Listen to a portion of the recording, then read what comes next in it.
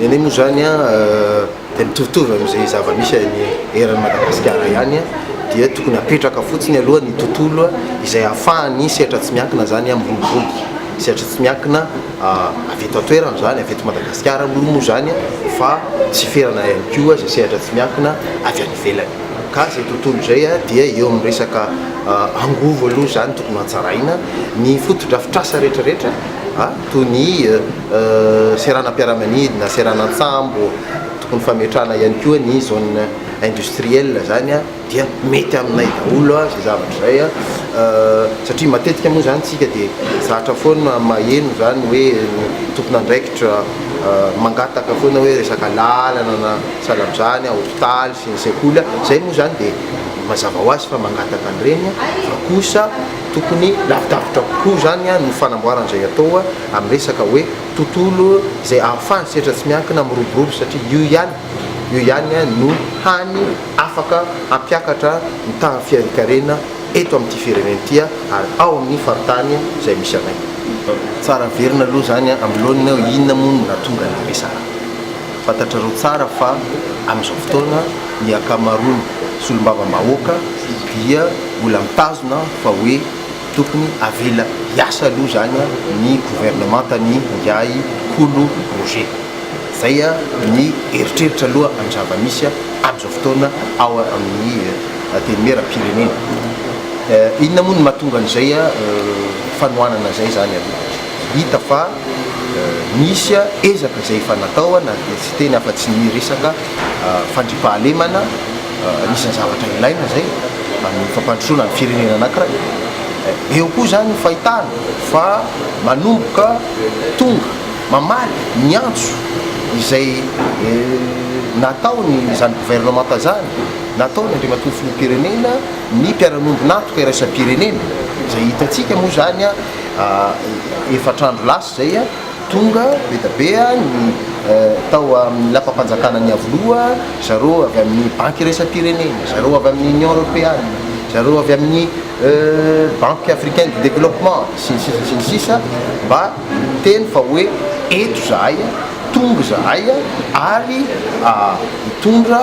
ny anjara birikinay afampandrosoana aingana an'izany firenena izay manana ny mahizy azy tokoa zay no natonga ny finiavana avy tao amin'ny député vitsivitsy hoe dao asina fanohanana aloha zany gouvernement zany ary dia io moa zany tao amin'ny bloc ary zany